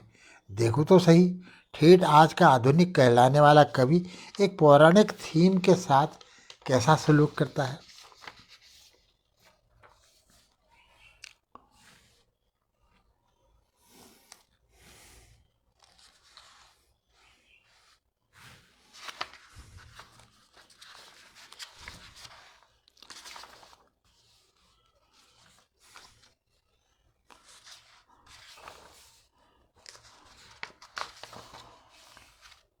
पूरा पखवाड़ा बीत गया, सनंदन नहीं दिखा। दिखता कैसे? सनत ने बताया तो था कि उसका बेटा जो दिल्ली में कहीं बहुत अच्छी नौकरी कर रहा था, अचानक एक कार एक्सीडेंट में बुरी तरह घायल हो गया, अस्पताल में पड़ा और बचने की आशा बहुत कम है। कोई खोज खबर भी ली सनातन ने इतने दिन तक उसकी? क्या उन्हें पता भी है कि अस्पताल ले जाने की भी नौबत नहीं आई थी? वहीं दिल्ली में ही अंतिम संस्कार निपटा करके सनंदन लौट के आ गया है। अब यह समाचार जग जाहिर हो गया तो भी सनातन सनंदन के यहाँ जाना रोज टाल रहे हैं। उन्हें शर्म आती है अपने ऊपर, असह्य ग्लानि से छटपटा रहे हैं। जब से ये नर्वस वीकनेस नहीं है तो क्या है, स्नायु दौर्बल्य जिसे कहते हैं। सनंदन के पिता और सनातन के पिता साथ साथ एक ही स्कूल में पढ़े थे। बड़ी गाढ़ी अंतरंगता थी दोनों के बीच में, जैसी फिर पूरे बाजार में किसी और के साथ नहीं देखी। छोटी सी दुकान थी उनकी दूध जलेबी की, खूब खाने को मिलती थी। जब भी सनंदन के बड़े भाई केदार के साथ उस तरफ जाना होता था सनातन का, कैसा गजब का खिलाड़ी था केदार हॉकी का। अल्पायु में ही चला गया, कैंसर हो गया था उसे। 30 बरस बीत चुके उस घटना को। तो क्या सनातन अभी तक नहीं भूल पाए, अभी तक नहीं उबर पाए उससे? सनातन जो है एक्स्ट्रा ऑर्डिनरीली सेंसिटिव आदमी है। दुख के दृश्य उनका पीछा नहीं छोड़ते, भूल नहीं सकते हो। अब केदार से भी जवान लड़का सनंदन, इतना प्रतिभाशाली जिस पर पूरे शहर को घमंड था, जिसने अपने जीवन की अभी शुरुआत भर की थी, अब उसी के साथ ऐसी दुर्घटना घट गई। ऐसा एक्सीडेंट हुआ कि जान ही ले ली उसकी। सनातन अपने डेस्क पर माथा टिकाए बैठे हैं। अंधेरा है कमरे में, रोशनी तक किए बिना वे सोच में पड़े हैं। क्यों ऐसी घटनाएं उन्हें जड़मूल से हिला डालती हैं और वे भीतर ही भीतर गुम हो जाते हैं, कुछ सोचते करते नहीं बनता। अरे दुर्घटनाएं तो हर पल हर चिन्ह घट रही हैं इस दुनिया में। इतनी बड़ी दुनिया में क्या क्या किस किस के साथ घट रहा है, क्या तुम जानते हो, जान सकते हो? और क्या वे सारी घटनाएं तुम्हारे शरीर के हाथ पैर तन मन प्राण वाले मनुष्यों के साथ ही नहीं घट रही है? हर मोमेंट में तुम्हारे हाथ में क्या है? तुम्हारे हाथ में तो तुम्हारा अपना शरीर भी नहीं है, अपना जीवन भी नहीं है, तुम्हारा अपना मन भी नहीं है। क्या अर्थ है ऐसे जीवन का? एब्सर्ड, निहायत एब्सर्ड। इस सब के बावजूद आखिर ये सनातन नाम का जो मानव जीव अपने समूचे अंतःकरण से ये विश्वास क्यों करता है, क्यों करना चाहता है? उसने महाभारत पढ़ा था तो उसने ये वाक्य मिला कि जीवन भयंकर अभिशाप है, भयंकर वो है। और उसी के अगले पृष्ठ पर ये लिखा मिला कि जीवन एक अलभ्य वरदान है, अखंड सौभाग्य है। ये परस्पर विरोधी बातें उसी महाभारत में कुछ ही पृष्ठों के अंतराल से उसे मिलती हैं। इसका मतलब महाभारत झूठ कैसे हो सकता? तो दोनों बातें सच है। सत्य जो है वो अंतर विरोधी होता है, इंटरनल कॉन्ट्रडिक्शंस उसमें होते ही हैं। सीधा सपाट सच जैसा कुछ होता नहीं है।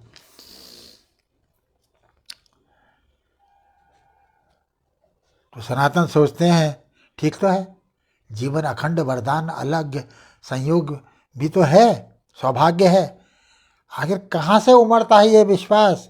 इसी अनंत रमणीय प्रकृति से और इसकी गोद में खिलती खेलती अनंत वैविध्यमयी सृष्टि से ही नहीं तो।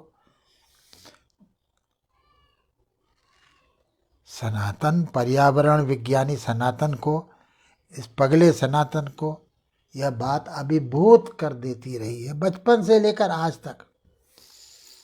कहाँ से उपजता है यह बेपनाह सौंदर्य यदि इसी मिट्टी और इसी धूप से नहीं तो?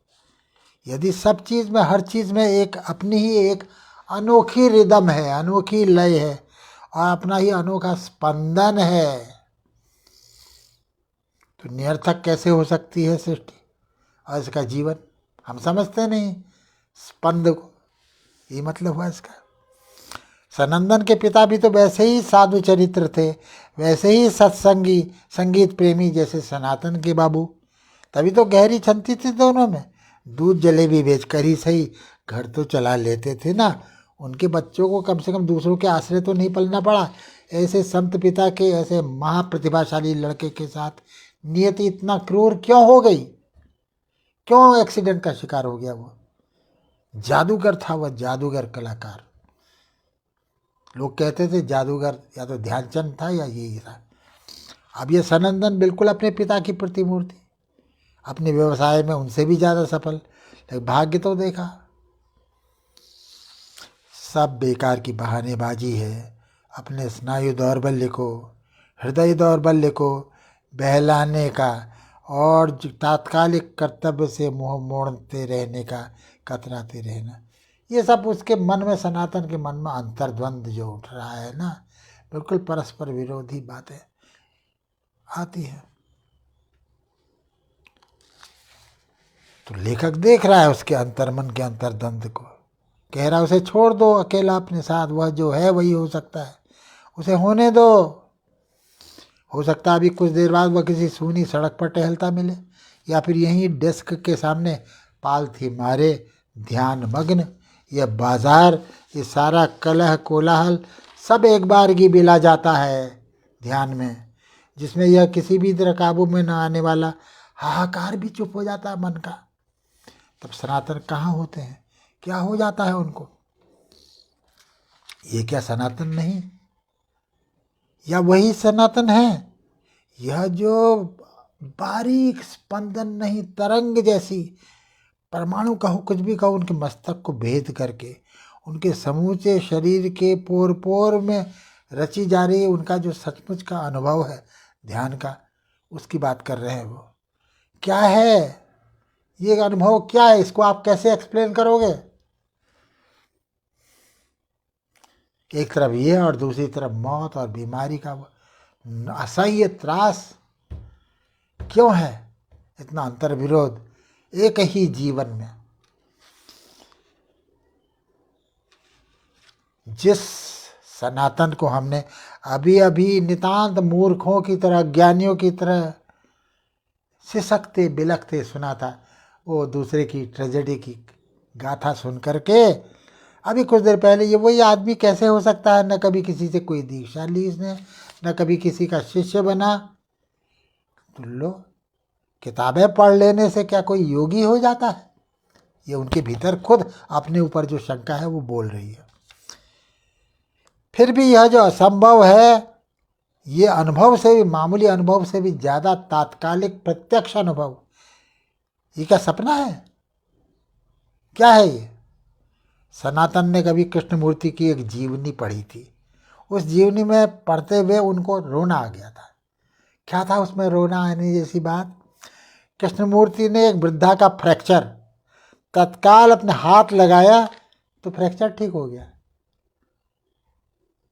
अब बच्चों की तरह खुश हो गए। कृष्णमूर्ति, उनके मुँह से निकला, आई हैव हीलिंग हैंड्स। अरे ये क्या हो गया? मेरे हाथ क्या चंगा कर देने वाले हाथ हैं? मगर फिर तुरंत वो अगला सेंटेंस बोले, इसका कोई मीनिंग नहीं है, ये हो गया अपने आप, मेरा इसमें कोई योगदान नहीं है, मेरी कोई तारीफ की बात नहीं है, इससे मेरा कुछ भी लेना देना नहीं है। उसी कृष्णमूर्ति ने कहा, लिखा हुआ उस किताब में, ये सच्ची घटना। तो अब सनातन सोच रहे हैं, बिल्कुल सनातन सत्य है कि ऐसी हीलिंग हैंड की सिद्धि मिल भी जाए तो सिद्ध पुरुष उसका प्रयोग करने से भी परहेज करते, कभी नहीं दिखाते उसको, कभी सिद्धि की बात करते ही नहीं है। तभी ना हमारे सारे शास्त्रों में सिद्धियों की बुराई की गई है। सिद्धि से कोई इम्प्रेस नहीं होता है। सिद्धि कोई बहुत ऊंची उच्च कोटि की आध्यात्मिक सिद्धि नहीं है।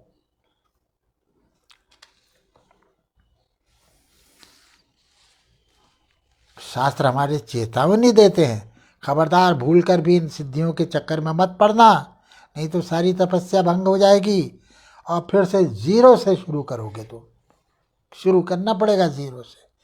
मन होता है, कई बार हुआ ऐसा कि जब भी वह जगत साक्षिणी माँ उनके मस्तक को स्पर्श करती हुई जो ध्यान का अनुभव है उनको सचमुच का उनके भीतर उतरती है माँ, मन होता है कि वो दौड़ कर उतर जाए नीचे बाजार में और हर आते जाते को जाने अनजाने किसी को भी गले लग जाए। उनको जो हो रहा है ये, और कहें गले लगाकर अजनबी आदमी से, अरे तुम कैसे भूल गए, क्यों भूल गए, तुम कौन हो? तुम नर ही नहीं नारायण भी हो, तुम में नारायण का ही अंश है। देखो यह जगदम्बा मुझसे क्या कह रही है, यह मेरी जन्मदात्री माँ जैसी ही जगत साक्षिणी माँ मेरी रीढ़ की हड्डी में से उतर के नीचे स्पंदन पैदा कर रही है। यही पिरोई हुई है, सब में रची हुई है, बुलाओ तो सही से, आवाहन तो करो। कैसे वो रामकृष्ण परमहंस नाम के योगी कैसे बात करता था उससे? क्या कहते थे रामकृष्ण परमहंस? माँ ये क्या हो गया, कैंसर उनको हो गया था। तो कितने बिलखते थे शिष्य, कहते क्यों नहीं आप माँ से ठीक करें, आपको क्या हो गया? मना कर देते, नहीं मैं अपने लिए कुछ नहीं मांगूंगा। लेकिन कभी कभी वो बोलने लगते थे, ये क्या हो गया माँ, तेरे रहते मुझ पर किसने डाका डाल दिया? क्या माँ ने नहीं सुना होगा उनका उलाहना? फिर क्यों नहीं उसे छुटकारा दिलाया उस असह्य यंत्रणा से? वह जो धरती पर चलता फिरता साक्षात भगवान का विग्रह था, रामकृष्ण परमहंस। ये सब उनके मन के द्वंद्व हैं, सनातन के, हमारे हीरो के। क्या क्या नहीं भुगता भगवान जिसे कहते उसने तक। मनुष्य किसी भी मनुष्य से ज़्यादा भुगता है जो राम ने भुगता, जो कृष्ण ने भुगता, वो कोई भी मनुष्य भुगत सकता है? वो नहीं भुगत सकता। क्यों? और धर्मों का भगवान तो ऐसा कुछ भी नहीं भुगतता, वो तो सामने भी नहीं आता। क्यों? यहीं क्यों ऐसा हुआ है, कुछ बात होगी। ये सब सनातन के मन के भीतर घुमड़ रहे हैं। क्या क्या नहीं घूमता क्या क्या नहीं भुगता तुम जिसे भगवान कहते हो उसने, इस मनुष्य देह में जन्म लेकर के, उसके हर अवतार ने। तो किस हीलिंग हैंड की बात कर रहा है अभागे?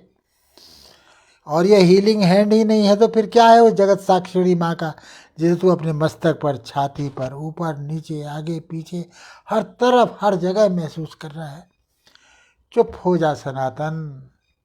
सनातन को रोना आ जाता है इस अनुभव से गुजरते हुए, बिलखने लगते हैं। कोई आम बुद्धिजीवियों जैसे नहीं कि वो जबरदस्त बौद्धिक बातें भी उनके दिमाग में आती हैं, वो भी करते हैं, लेकिन वो बच्चे की तरह से रो भी सकते हैं, विह्वल भी हो सकते हैं।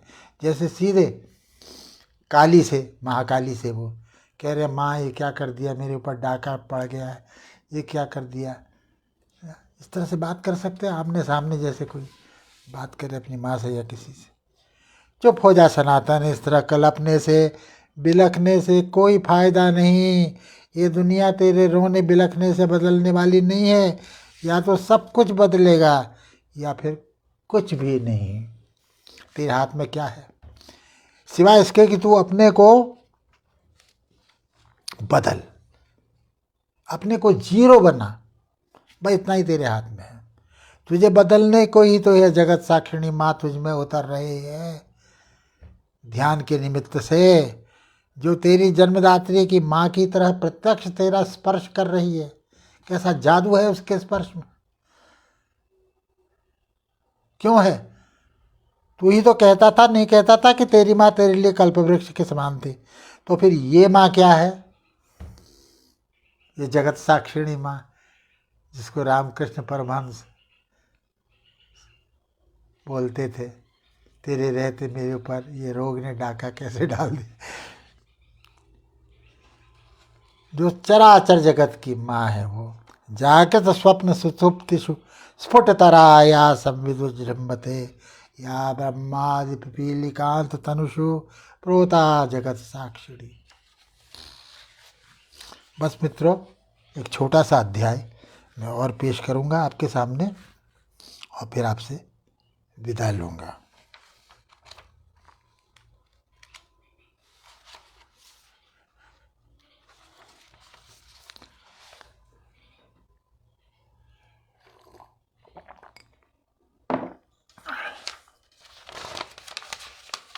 अभी उस दिन सनक आया था मेरे घर।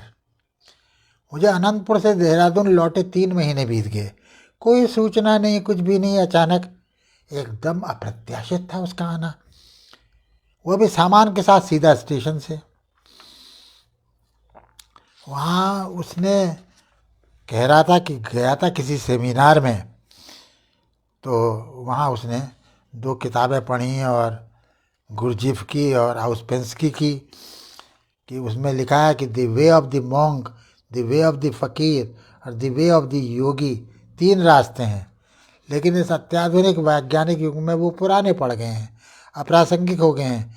एकमात्र बुद्धि सम्मत प्रयोग सिद्ध रास्ता अब एक ही बचा है, वो है चेतना का रास्ता, द वे ऑफ कॉन्शसनेस। मैं चकरा गया, अपने कार्य पर विश्वास ही नहीं हुआ। अरे तुम तो चेतना में विश्वास ही नहीं करते थे, जड़वादी थे तुम पक्के, ये अचानक तुमको क्या हो गया? सनक, इन चारों में सनक जो है वो सबसे ज़्यादा नास्तिक प्रज्ञा वाला है, विशुद्ध बुद्धघोर बुद्धिवादी आदमी है। तो वो जोरों से हंस पड़ा। तुम पहले पढ़ो तो सही, ये गुरजीफ क्या कहता है। वह तो आत्मा परमात्मा धर्म वगैरह की बात ही नहीं करता। कहता है सोल भी मैटर ही है, मगर कल्पनातीत रूप से सूक्ष्म मैटर। जिसे मैटर कहना भी गलत होगा, इतना सूक्ष्म है। ये समूचा ब्रह्मांड जो है ये सब वाइब्रेशन का खेल, स्पंद, जिसे कश्मीरी शैवागम कहता है। स्पंद, सब स्पंद का खेल है, वाइब्रेशंस का खेल है। 100% वैज्ञानिक दृष्टि है गुरजीफ की, और उसके शिष्य आउस्पेंस्की को भी, जो कि गुरजीफ से मिलने से पहले ही गणितज्ञ और दार्शनिक रूप में विख्यात हो गया था। ये तुम्हारा योगा नहीं है भाई, उससे बहुत ऊंची बहुत मॉडर्न चीज़ है। मुझे हंसी आनी थी, मैंने कहा तुम मुझे कन्वर्ट नहीं कर सकते सनक, तुम खुद कन्वर्ट हो गए हो, चलो अच्छी बात है। लाए तो हो तुम मेरे लिए पूरा लिटरेचर गुरजीएफ का, चलो तुमने मेरी उत्सुकता जगा दी है, जगा क्या भड़का दी है, तो मैं ये सब पढ़ लूँगा। जब तुम इतनी पक्की ट्रेनिंग लेके आए हो तो मुझे बंगलौर जाने की क्या ज़रूरत है, तुम्ही से सीख लूँगा सारी वो माइथोलॉजी जिसने तुम्हें इस कदर पलटा खिला दिया है। लेकिन तुम कुछ सिर्फ किताबें ही किताबें लाए हो कि कुछ काम की सामग्री भी? सनक चकरा गया। सामग्री मतलब म्यूजिक कैसेट्स और फिल्में। मैंने कहा मैंने सुना है कि गुरजीएफ के सिस्टम में संगीत और नृत्य मूवमेंट जिसे वह कहता है खासी जगह घेरते हैं। क्यों घेरते हैं बताओ? पीटर ब्रुक ने, जिसने कि महाभारत पर अपनी फिल्म बनाई है, जगत प्रसिद्ध है, उसी ने गुरजीएफ की उस मशहूर किताब पर भी फिल्म बनाई है। वो फिल्म मैंने देखी है। उस फिल्म का नाम है मीटिंग विद रिमार्केबल मैन, किताब का नाम है, उस पर फिल्म बनाई है पीटर ब्रुक ने। मेरे पास है, देखोगे? सनक बच्चों की तरह उल्लसित हो गया। सूटकेस खोलकर उसने उसी फिल्म की डीवीडी निकाली और कुछ संगीत के कैसेट्स भी, जिस पर गुरजीएफ हार्टमान म्यूजिक लिखा हुआ था। सनक वह सारी सामग्री मेरे पास छोड़ गया है। अब इसी महीने फिर आने वाला है, तब वापस ले जाएगा। म्यूज़िक तो मुझे कुछ खास जमा नहीं, पर फिल्म अलबत्ता मुझे बेहद नई और मर्मद्रावक लगी। मन अभी भी मन नहीं, 2-3 बार देखने पर भी अभी मेरा मन भरा नहीं है उससे। कमाल है मेरे सखा सनक का यह कायाकल्प, मैं तो अभी इस शौक से उबर ही नहीं पा रहा।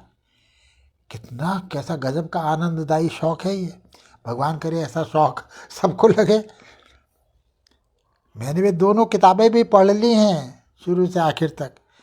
मुझे इसमें कोई संदेह नहीं कि यह गुरजीएफ नाम का जो शख्स था, ये अपने आप में 20वीं सदी की एक विलक्षण घटना है।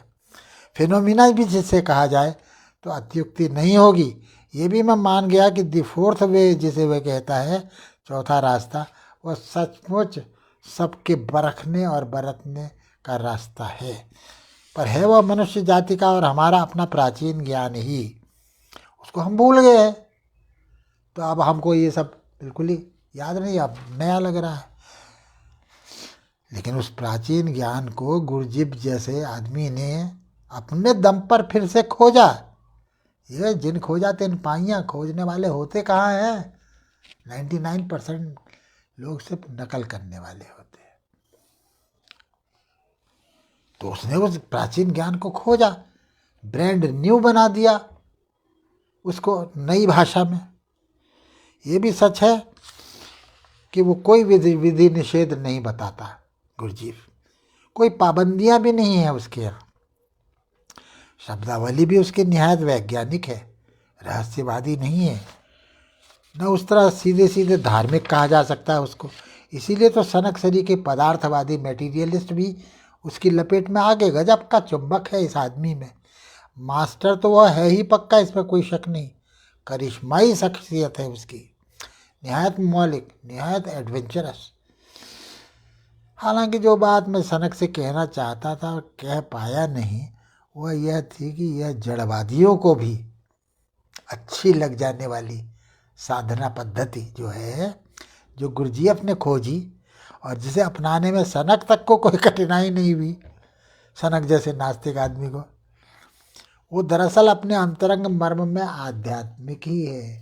धार्मिक और आध्यात्मिक के बीच फर्क करना सीखो। नहीं सीखते जिंदगी भर लोग। और जबकि बाहर जो गहरे में आध्यात्मिक है ना, वही असली धार्मिक भी हो सकता है। तो ये क्या है? ये हमारा प्राचीन परमात्म विज्ञान है, उसमें कोई छेद आप नहीं निकाल सकते। जड़वादी चोले में वो हमारा प्राचीन परमात्म विज्ञान ही है, जिसे कि गुरजीएफ साइंस ऑफ बीइंग कहता है, साइंस ऑफ बीइंग। मैंने सनक से ऐसा कुछ नहीं कहा तो ठीक ही किया, क्या फर्क पड़ता है। एक तत्व की ही प्रधानता, कहो उसे जड़ या चेतन। हमारा जो सबसे बड़ा कवि है जयशंकर प्रसाद कह गया है, एक तत्व की ही प्रधानता, कहो उसे जड़ या चेतन। लेकिन ये पंक्ति लिखने वाला जड़वादी तो नहीं था ना, वह तो कश्मीरी शैवागम का अनुयायी था, स्पंदवादी था, जैसा कि गुरजीएफ भी है अपने ढंग से।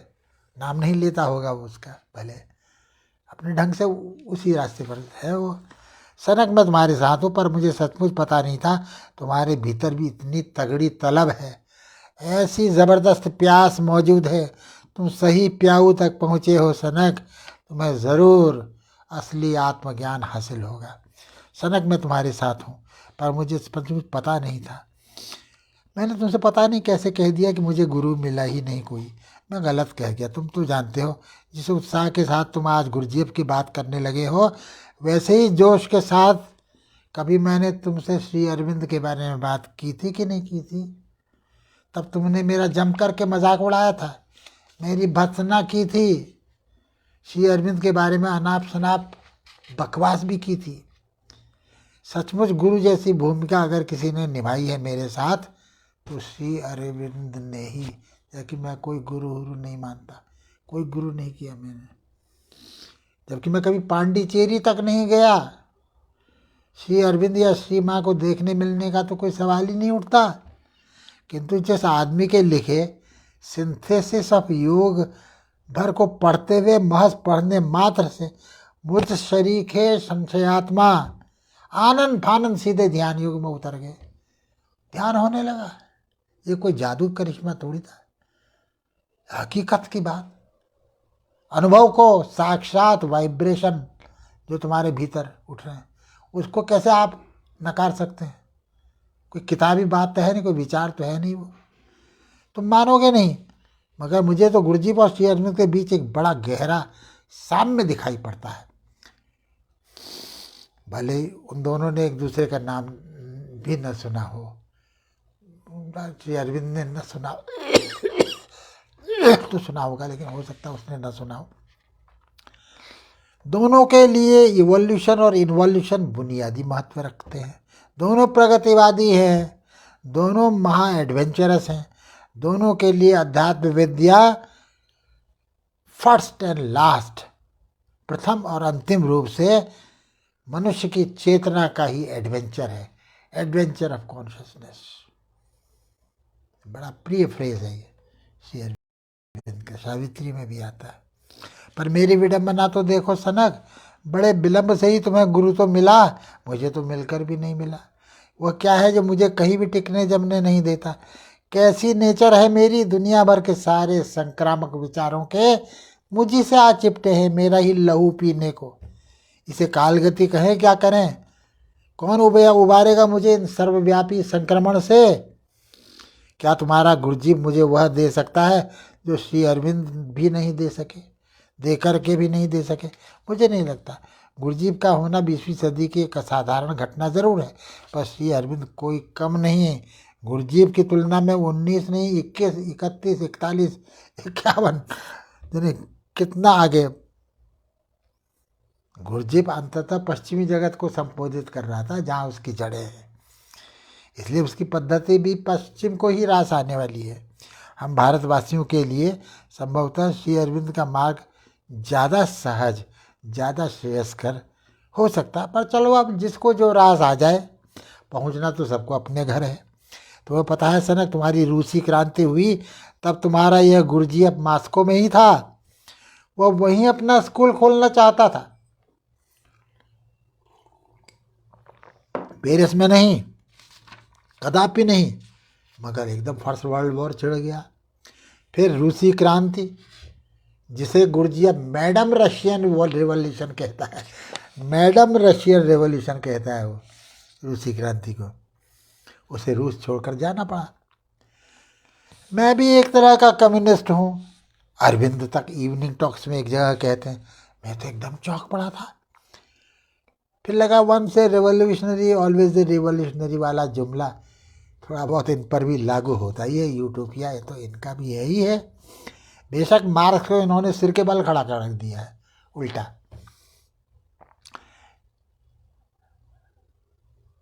मेरा जहाँ तक सवाल है, मेरा तो भैया कोई यूटोपिया नहीं है।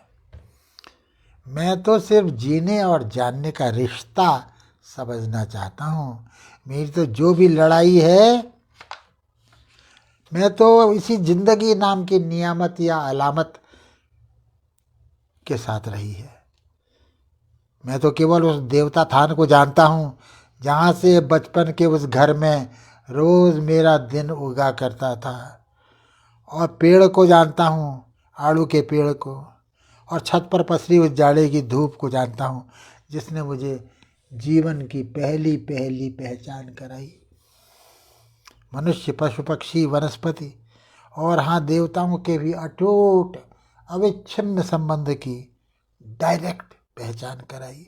उसी ने मुझे इकोलॉजिस्ट बनाया और वही मुझे उस समग्र जीवन दर्शन की खोज के लिए उकसाता रहा है, जो खोज मेरी अभी भी जारी है, जारी रहेगी आखिरी दम तक। क्यों आखिर मैं बारंबार रटंत की तरह वही 2-3 बातें जिस तिस के सामने दोहराता हूँ, जैसे वो मुझी में से मेरे ही पूरे वजूद को फोड़ करके पौधे की तरह बाहर निकली हो, अंकुरित हुई है। एक तो सुदूर बचपन में रटा हुआ हितोपदेश का श्लोक, अजरामरवत प्राज्ञे विद्यामर्थम सचिंत्रेत गृहीत एव केशेषु मृत्यु ना धर्म आचरित। अर्थात मनुष्य को विद्या और अर्थ के पीछे से ऐसा पागल होकर पढ़ना चाहिए मानो कि वह अजर अमर ही हो, मृत्यु जैसी चीज़ का कोई अस्तित्व ही ना हो। किंतु धर्म का पालन उसे ऐसे करना चाहिए जैसे कि मौत अभी इसी मोमेंट में उसका बालों का झोंटा पकड़ करके उसके सामने ही खड़ी हो। सनक, तुम्हें पता है तुम्हारा गुरजीब भी बिल्कुल यही बात कहता है, हितोपदेश से भी ज़्यादा लट्ठमार तरीके से। और दूसरी बात ये कि बुद्धिमान मनुष्य वह है जो समस्त जीवितों और समस्त मृतकों को अपने भीतर ही पा लेता है। अपने भीतर? ये अपने भीतर क्या होता है? क्या वह भी कोई साइबर स्पेस है? सरग नरक सब यही है इसी घट में।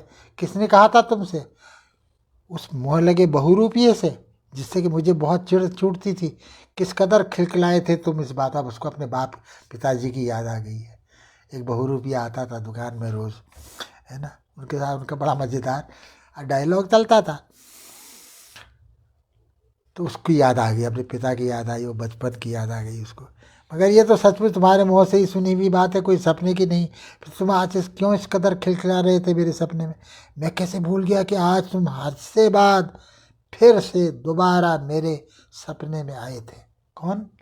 पिताजी उसके, 70 बरस पहले, 50 बरस पहले जिनका देहावसान हो चुका है। वो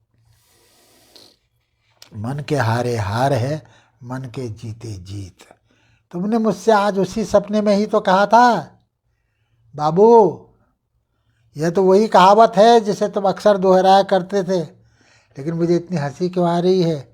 इसलिए कि इसी के साथ मुझे महाकवि मिल्टन की वो लाइन भी याद आई। कहाँ संस्कृत और कहाँ मिल्टन के ज़माने की अंग्रेज़ी। क्या कहा है मिल्टन ने? The mind is its own place and in itself can make a heaven of hell and hell of heaven. ये बात मुझे हंसी इसीलिए भी आई थी कि मेरी ईजा, मेरी माँ भी अक्सर यही कहावत दोहरा, उसके मुँह से ये बार बार निकलता था। क्या कहावत थी वह? मन के हार है, मन के जीते जीत। तुमने तो बाबू मिल्टन का नाम भी नहीं सुना होगा। क्यों, आज सुबह उठते ही मुझे लगा वो अपने पिता से बात कर रहा है। 50 साल पहले दिवंगत हो चुके पिता की याद उसे आ रही है। साक्षात उन्हें अपने सामने देख रहा है। जो लड़ाइयाँ उनके साथ होती थी, जो बहस होती थी, वो सब उसके भीतर जीवित हो गया है। क्यों, आज सुबह उठते ही मुझे लगा जैसे मैं एक गेंद हूँ जिसे किसी ने आसमान में उछाल दिया है, इतना ऊपर कि वह वहीं उड़ने लगी है, नीचे गिरना ही भूल गई है। क्या हो गया था मुझे? जो हंसी आ रही थी उसमें सिर्फ इतनी सी बात नहीं थी। बहुत अच्छा सपना देखा था मैंने, बड़े गजब का सपना। और उस सपने में तुम भी थे बाबू, तुम भी। मुझे जो हंसी आ रही थी उसमें भी सिर्फ इतनी सी बात नहीं थी, बड़ा बढ़िया सपना देखा था मैंने, गजब का। और उस सपने में तुम भी थे बाबू, तुम भी कितने मस्त मस्त मोद मगन मूड में थे तुम। तुम्हारी उंगली थामे मैं कहाँ जा रहा था तुम्हारे साथ। हम चलते जा रहे थे, चलते जा रहे थे, पहाड़ पर पहाड़ लागते हुए शायद बागेश्वर जा रहे थे पैदल। 28 मील जो था हमारे गृहनगर से, वो पहली लंबी पैदल यात्रा अपने पिता के साथ उसने इस उपन्यास के नायक ने की थी। सच्ची में हम चल क्या रहे थे, हम तो उड़ रहे थे, चलते हुए उड़ रहे थे, पहाड़ पर पहाड़ लागते, एक के बाद एक दृश्य को पीछे छोड़ते हुए। पूरा जंगल गा रहा था रास्ते भर, नदी गा रही थी, ऊपर आसमान भी। और मुझे लग रहा था, लग क्या रहा था, सचमुच सुनाई दे रहा था तुम्हारी आवाज़ कि तुम ही गा रहे हो, जैसे तुम ही गा रहे हो। जबकि तुम गा तो क्या रहे थे, तुम तो कहानी सुना रहे थे बाबू। किसकी?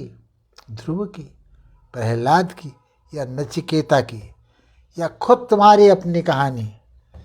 और हाँ, इसीलिए इसीलिए मेरी भी कहानी। बस मित्रों, बहुत बहुत धन्यवाद, आपने इतने धैर्य से इतना समय मुझे दिया। मैं इस जनसुलभ पुस्तकालय के सर्वे सर्वा मित्रवर भाई को भी धन्यवाद देता हूँ,